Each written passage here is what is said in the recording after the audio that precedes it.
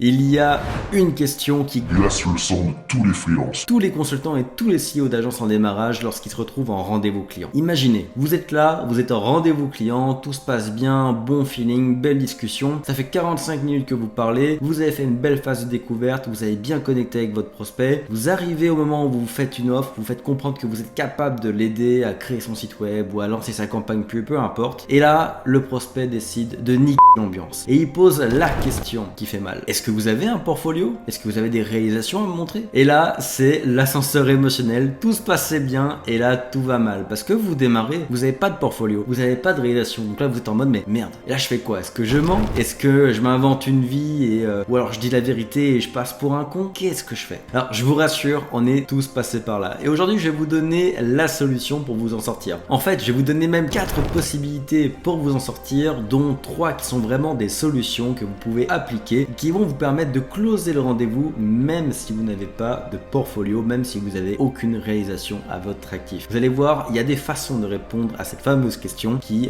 peuvent vous sauver la vie en cas de rendez-vous qui s'était bien passé jusqu'à présent. Alors, je vous tease, mais bien évidemment, la 4e est ma préférée, je garde le meilleur pour la fin, et c'est celle que j'utiliserai si je devais redémarrer à zéro. Alors, la première possibilité, c'est de dire la vérité. Laissez-moi vous donner un exemple de ce qu'on peut dire lorsqu'on est face au prospect qui nous demande un portfolio et quand on veut dire les choses comme elles sont. Alors écoutez monsieur, la vérité c'est que je n'ai pas encore de portfolio à vous montrer. En fait, vous seriez mon premier client. Et je sais que vous allez vous demander pourquoi me faire confiance si je n'ai pas encore de réalisation à vous montrer. Et la raison elle est simple, c'est que vous allez être mon portfolio. C'est la raison pour laquelle vous serez mon client le plus important et celui sur lequel je travaillerai le plus intensément. Ce que je vais vous livrer, c'est l'avenir de mon agence. C'est ma capacité à me vendre dans le futur. Donc vous aurez mon 110%. C'est quelque chose que vous ne retrouverez nulle part ailleurs. Personne d'autre ne travaillera avec autant d'intensité que moi sur votre dossier, justement parce que vous êtes mon premier client. En vrai, on va pas se mentir, c'est quand même relativement gonflé. Ça demande du courage de dire la vérité, parce que la vérité est toujours l'option la plus compliquée, mais en attendant, ça peut franchement passer. Et si vous êtes face à un entrepreneur qui a du succès, évidemment, cet entrepreneur, il a déjà pris des risques dans sa vie. Et là, il peut flairer une bonne opportunité. Parce que très sincèrement, il est vrai que, même en tant qu'acheteur, j'ai des fournisseurs dans mon entreprise, et là, demain, si je vois un fournisseur qui vient vers moi avec ce genre de discours, eh ben je pourrais être tenté de lui dire oui, parce que je me dis ok,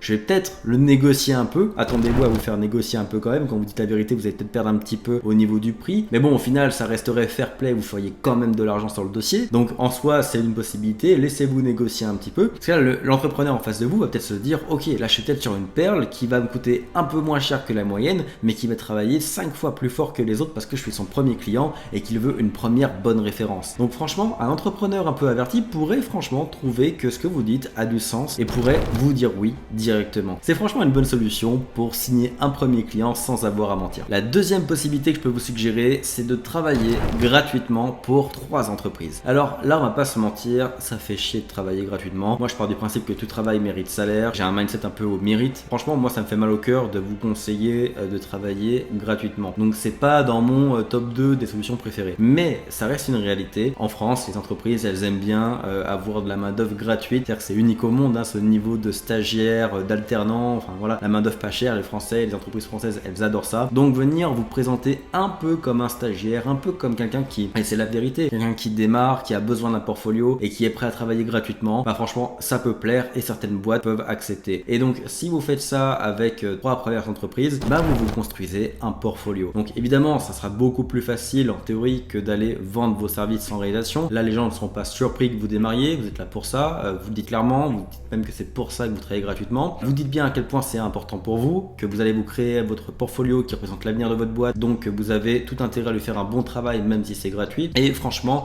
vous devriez sans trop de difficulté trouver 3 boîtes qui accepteront que vous travaillez pour eux gratuitement et donc qui rempliront votre portfolio. À partir de là, vous aurez un portfolio et des réalisations pour aller vendre et cette fois-ci directement aller au prix définitif que vous voulez appliquer à long terme. Donc ça, c'est une possibilité. Par contre, je mets un gros red flag là-dessus, une grosse alerte. Je vois trop souvent des gens qui vont travailler gratuitement pour des TPE ou des petites PME. Et ça, faut bien comprendre que ça ne vous aidera pas à vous vendre par la suite. Par exemple, si votre but c'est de vendre un service à 2000 balles par mois par la suite à des PME qui font 1 million et plus de chiffre d'affaires, ce qui est souvent ce que je vous conseille, n'allez pas vous faire un portfolio avec 3 études de cas que vous aurez fait gratuitement avec 3 TPE ou 3 auto-entrepreneurs un peu cassés, parce qu'ils ne seront pas à l'image des futurs clients que vous voulez avoir Et donc vous aurez beau montrer ces 3 études de cas à vos futurs prospects, ça va absolument pas les motiver à travailler avec vous, parce qu'ils vont se dire ok c'est bien, t'as bossé avec 3 auto-entrepreneurs, mais qu'est-ce que tu vas faire pour moi? Je fais 2 millions de chiffre d'affaires. Alors c'est là où ça peut être un peu touchy, mais même si vous travaillez gratuitement, même si c'est le début, vous devez déjà aller voir des boîtes qui ont un certain niveau, en tout cas qui ressemblent aux clients que vous aimeriez avoir par la suite. Autrement, votre portfolio, à peine il sera terminé, il sera déjà obsolète et vous aurez travaillé gratuitement pour rien. C'est quand même dommage de perdre du temps comme ça. Alors je tiens quand même à mettre un petit bémol ici. Vous pourriez être surpris, mais ça ne sera pas si facile que ça de trouver des clients qui vont accepter que vous travaillez gratuitement pour eux, surtout des bons clients. Donc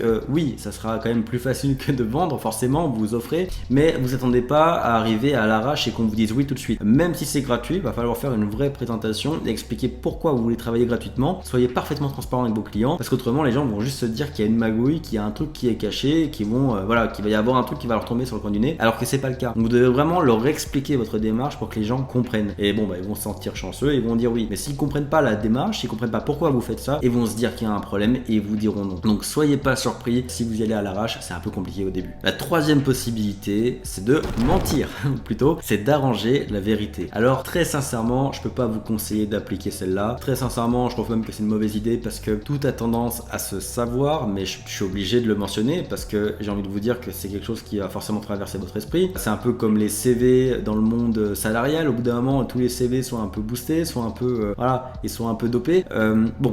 Il pourrait être tentant de faire la même chose avec votre agence. Alors en soi, je vous dirais d'éviter de vous inventer des clients, de vous inventer des études de cas, des chiffres, etc. C'est dangereux. C'est dangereux parce que si vous faites cramer, franchement, ça peut être de la publicité mensongère, ça peut être très mal pris par vos clients et ça se comprend. Donc la seule chose que je peux vous conseiller de faire, à la limite en termes d'arrangement de la vérité, c'est si vous êtes dans le domaine du graphisme ou des sites web, etc. À la limite, vous pouvez créer des sites web pour vous-même. Donc c'est-à-dire que vous créez vraiment des sites web, vous faites vraiment un travail, mais il n'y a pas de vrais clients derrière. Auquel cas, là c'est moins grave parce que oui, il n'y a pas de vrais clients derrière, ça c'est faux, mais il y a un vrai travail que vous aurez fait. Et donc au fond, ce que le client veut savoir, c'est ce que vous êtes capable de faire. C'est pas combien les autres vous payent. Donc concrètement, là on serait sur un portfolio qui sera pas totalement un portfolio en termes de réalisation pour d'autres clients, mais qui serait quand même un portfolio utilisable pour aller vendre. Là on arrange un peu la réalité. Mais par contre, pour tout ce qui est ads, etc., si vous avez jamais fait, franchement c'est mon conseil, n'allez pas, même si ça pourrait sembler tentant, vous inventer des résultats ou vous approprier les études de cas d'autres personnes. Le monde est petit, les choses se savent, et franchement, j'en ai vu des membres de mes programmes se faciliter un peu la vie, choper des études de cas sur mon site ou sur les sites des autres et les utiliser en rendez-vous clientèle. Mais bon, au bout d'un moment, ça se sent. Quand le client commence à vous poser des questions un peu touchy sur l'étude de cas, vous bafouillez, vous êtes incohérent dans les réponses, vous êtes cramé. Et là, vous perdez toute crédibilité. Et là, c'est pas comme de dire la vérité et de déclencher une émotion positive. Là, vous déclenchez que du négatif et vous perdez le prospect, c'est sûr et certain. Donc, évitez de mentir directement, juste arrangez la vérité quand vous pouvez créer quelque chose, même s'il n'y a pas de vrai client derrière. Et enfin, la quatrième possibilité qui est ma préférée, qui est celle que j'utiliserais si je devais repartir à zéro. Donc, imaginons que là, je suis en rendez-vous clientèle, j'ai aucune compétence et on me demande un portfolio. Et écoutez, moi, ce que je ferais, c'est que j'irais me trouver un partenaire, par exemple un sous-traitant, qui va réellement livrer à ma place les premiers dossiers. Donc, quelqu'un qui va faire le travail à ma place sur les premiers dossiers. Et ce sous-traitant, ce que je ferais, c'est que je lui dirais, ok, je te confie mes premiers dossiers, je te paierai ce que tu demandes, mais en échange, je veux que tu me passes ton portfolio pour aller closer les ventes. Parce que les gens vont me demander des réalisations, moi j'en ai pas, toi tu en as, et dans la pratique, c'est toi qui vas livrer. Donc prête-moi ton portfolio, prête-moi tes réalisations, comme ça je vais réussir mon rendez-vous de vente. Je donnerai l'impression aussi que j'ai une équipe, je dirais que j'ai des collaborateurs qui ont fait un très bon travail, qui sont très compétents. Ça va me permettre de vendre plus facilement, et c'est à toi qui auront les dossiers clients. Et là, vous voyez, c'est super sexy pour le sous-traitant parce que lui, le portfolio il est là, autant l'utiliser, et lui, c'est un apport d'affaires, donc il va carrément dire oui. Et ce qui est génial, c'est que ça vous permet directement d'aller voir le client avec quelque chose dans les mains, un portfolio dont vous pourrez être fier et vous pourrez même vendre, être plus à l'aise de vendre, parce que vous savez, quand on est seul, on se vend soi-même. Donc évidemment, si on vient d'une culture un peu classique française où l'autopromotion c'est mal, se vanter c'est mal, c'est un peu dur de se vendre soi-même. Mais par contre, quand vous avez un sous-traitant, vous pouvez faire comme si c'était un membre de votre équipe, ça regarde personne, la relation contractuelle que vous avez avec lui. Donc vous faites comme si c'était un employé, parce que là, quand vous êtes en rendez-vous clientèle, vous pouvez simplement dire je sais pas moi, si votre sous-traitant s'appelle Paul, vous pouvez dire bah, regardez, moi j'ai la chance d'avoir Paul dans mon équipe qui est excellent, c'est un très très bon créateur de site web, j'ai la chance de l'avoir avec moi et c'est lui mon collaborateur sur tous mes dossiers de création de site web. D'ailleurs regardez le beau portfolio qu'on a, voici les 5 dernières créations qu'on a fait avec Paul et donc clairement bah, c'est Paul et moi qui travaillerions sur votre site web et on ferait quelque chose de la même qualité que ce que vous voyez là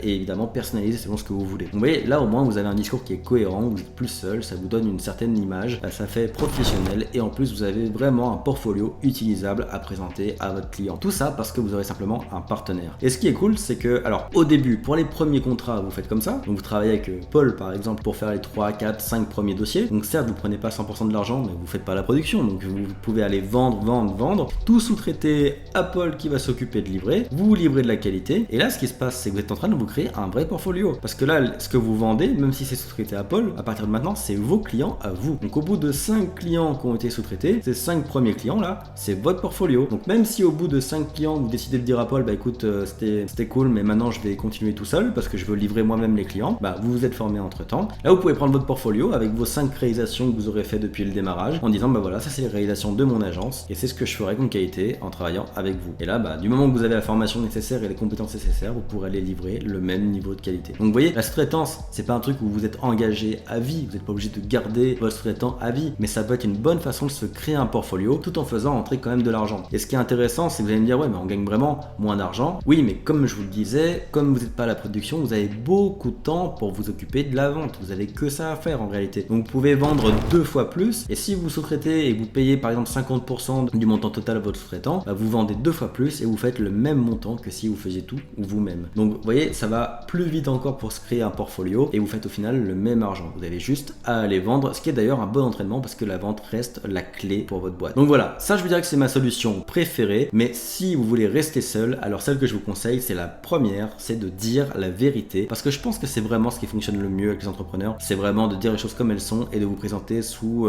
voilà, une image d'opportunité. Et franchement dans le discours de la première possibilité, bah, vous êtes une opportunité. Là on a l'opportunité de travailler avec quelqu'un qui démarre et qui va travailler beaucoup plus que la moyenne pour moins cher, c'est une opportunité et si l'entrepreneur en face de vous il est réveillé, et ben il s'en rendra compte. Il peut même vous mettre des garanties ou des conditions en mode bah si ça me plaît pas, je veux que tu me baisses encore le prix de 30%, enfin voilà, on peut imaginer plein de choses. Évidemment c'est des trucs qu'on fera pas à long terme mais des trucs qu'on acceptera pour le premier client. L'important c'est qu'on n'a pas à mentir et on arrive quand même à signer et à faire rentrer de l'argent. Donc voilà, là c'était les 4 possibilités dont les 3 que je peux vous conseiller et mes 2 préférés. Donc j'espère que ça vous aidera. Si vous vous demandez comment trouver vos premiers clients justement, et bah écoutez, j'ai une formation gratuite juste ci-dessous, ça fait les 5 jours de devenir consultant qui explique comment aller trouver vos premiers clients, comment créer votre offre, comment convaincre les clients de vous faire confiance, comment réussir vos rendez-vous, bref, tout le nécessaire pour aller trouver vos premiers clients, encaisser vos premiers milliers d'euros. Donc c'est gratuit, c'est juste ci-dessous.